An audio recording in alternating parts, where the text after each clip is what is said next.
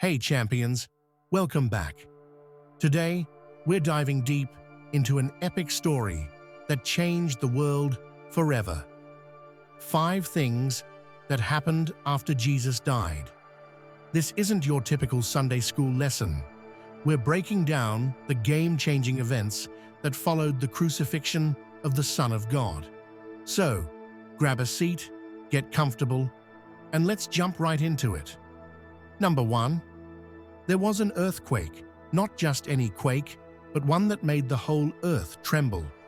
This was nature's way of saying, something monumental just happened. The earth shook, and the rocks split apart. Matthew tells us that the earth trembled, and the rocks split. This wasn't just a random natural disaster. It was a significant reaction to a divine event. The ground beneath your feet doesn't just shake for no reason, and this was a sign that something epic was unfolding. The earthquake at the moment of Jesus' death symbolizes a cosmic disturbance. It's like the world itself couldn't handle the weight of what had just occurred. The Son of God, the one who created everything, had just died. Imagine the shockwaves, not just physically, but spiritually. The entire universe felt that moment. The rocks splitting open is reminiscent of the tearing of the temple veil, which we'll discuss later. Both symbolize the breaking of old barriers and the ushering in of a new era. Let's take a moment to think about this. The very earth shaking, rocks splitting, a clear sign that this was not an ordinary event. It was the universe's way of acknowledging the gravity of Jesus' death. When we read about natural disasters today, we often think of them as random or purely scientific events. But this earthquake was anything but random. It was a deliberate act, a response from creation itself to the death of its creator. This event is a reminder of the profound interconnectedness of all things. The physical world responds to spiritual realities, and this was one of the most profound moments in history. What do you think the earthquake symbolized? Drop your thoughts in the comments. Number 2. The tombs opened. This is where it gets wild. Matthew records that many bodies of the saints who had fallen asleep in death were raised. They came out of their tombs, walked into Jerusalem, and appeared to many people. Imagine the scene. Earthquakes shaking tombs open, and then boom, people who were dead are now alive, walking around. This isn't some zombie movie. This is divine power in action.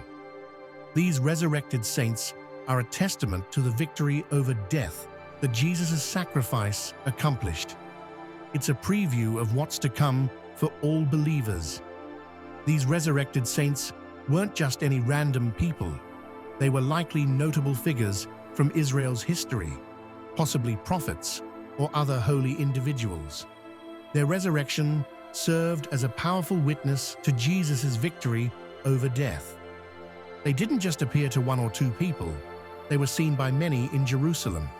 This was a public, undeniable sign that something extraordinary had occurred. It's almost like a trailer for the main event, Jesus' own resurrection, which would follow shortly after. Imagine you're in Jerusalem and you start seeing people you knew had died walking around. The shock, the awe, the undeniable proof that something divine had happened. This wasn't just an isolated event. It was a widespread phenomenon that left no room for doubt. The resurrection of these saints was not merely a historical event, but a theological statement. It was God's way of showing that death had been defeated. These saints, who had been dead, were now alive, walking among the living, proclaiming the power of God over death. This event foreshadows the final resurrection, when all believers will be raised to eternal life.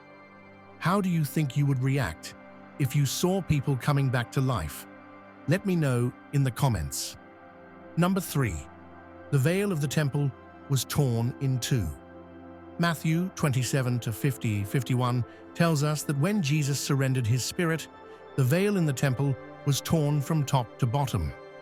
This veil wasn't just a curtain, it separated the Holy of Holies, the sacred area where only the high priest could enter, from the rest of the temple.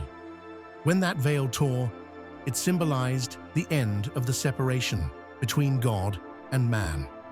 Now, through Jesus, we all have direct access to God. No more barriers, no more middlemen. This was a game changer for spiritual access. The veil was thick and heavy, about 60 feet high and 4 inches thick. Tearing it from top to bottom would be impossible for any human, symbolizing that this act was divine. The Holy of Holies was where God's presence dwelled, and only the high priest could enter, and only once a year. The tearing of the veil signifies that Jesus, through his sacrifice, has granted us direct access to God. This is huge. It means we don't need a human mediator to approach God. We can come to him directly, boldly, because of Jesus' sacrifice. Picture it. The temple, the center of religious life, with this massive veil that everyone knew symbolized the barrier between God and man. And suddenly, it's torn in two, from top to bottom. The message is clear. Through Jesus, that barrier is gone. The tearing of the veil is a profound theological event. It signifies the end of the Old Covenant and the beginning of the New Covenant. In the Old Covenant, only the high priest could enter the Holy of Holies, and only once a year on the Day of Atonement. But now, through Jesus, we have direct access to God. We no longer need a human mediator because Jesus is our mediator. This event underscores the profound change that Jesus' death brought about in our relationship with God. What does having direct access to God mean to you personally? Share your thoughts below. Number 4, there was darkness over the whole land. From noon to 3 p.m., darkness covered the land. This wasn't just an eclipse or some weather anomaly. It was a supernatural event that fulfilled prophecy. Amos 8-9 talks about the sun going down at noon and darkening the earth in broad daylight. This darkness signified mourning, judgment, and the gravity of what was happening. The Creator was mourning the death of his Son, and the land reflected that. Darkness at noon would have been incredibly eerie. It's a stark contrast to the brightness expected at midday. This event fulfilled the prophecy from Amos, showing that God's judgment and sorrow were being poured out. It's like the world was mourning, along with those who loved Jesus. It also symbolized the spiritual darkness that was prevalent at the time as the light of the world was being extinguished on the cross. Imagine being there, standing in what should be the brightest part of the day, and suddenly everything goes dark. It would have felt like the end of the world, a clear sign that something extraordinary was happening. The darkness that covered the land was a powerful symbol of God's judgment. It's as if creation itself was mourning the death of the Creator. This event fulfilled prophecy and underscored the gravity of what was happening. Jesus, the light of the world, was being crucified, and the world was plunged into darkness. This darkness was not just physical, but also spiritual, highlighting the separation from God that sin causes. How do you interpret the significance of the darkness that covered the land? Comment your ideas. Number 5. The soldier overseeing the execution realized Jesus was innocent. The centurion and his men, hardened soldiers who've seen it all, were terrified by what they witnessed. The earthquake, the darkness, everything. The centurion declared, "Truly, this was the Son of God." This wasn't just a passing comment, it was a profound realization from a man who had likely overseen countless crucifixions. He saw the difference, felt the power, and recognized the truth. This hardened soldier's heart was moved by the events surrounding Jesus' death. The centurion was a career soldier, likely desensitized to violence and death. Yet, what he witnessed that day was unlike anything he had ever seen. The supernatural events, the earthquake, the darkness, and the way Jesus died with dignity and forgiveness on his lips pierced through his hardened exterior. His declaration was a moment of profound truth and recognition. This statement from a Roman soldier is significant because it shows that the truth of Jesus' identity was undeniable, even to those who were not predisposed to believe. Think about this. A man who had probably seen and done it all in terms of violence and death suddenly moved to declare Jesus as the Son of God. It speaks volumes about the impact of Jesus' crucifixion.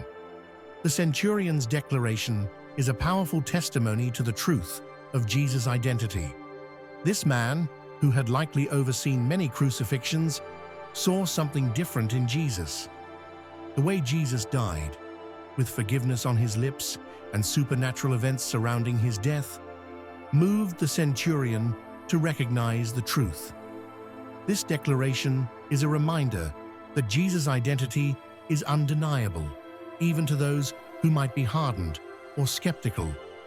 What do you think made the centurion change his mind about Jesus? Drop your theories in the comments. So there you have it, 5 incredible events that happened after Jesus died. These aren't just stories, they're powerful testaments to the reality of who Jesus was and what he accomplished. If you found this enlightening, hit that subscribe button, like and share. Let's spread the truth and keep growing together. Stay strong, stay focused, and remember, the truth always wins. I'd love to hear your thoughts and experiences related to these events. Have you ever had a moment that made you see things differently, just like the centurion? Share your stories in the comments and let's get a conversation going. Thanks for being here, and may God bless you. Peace out.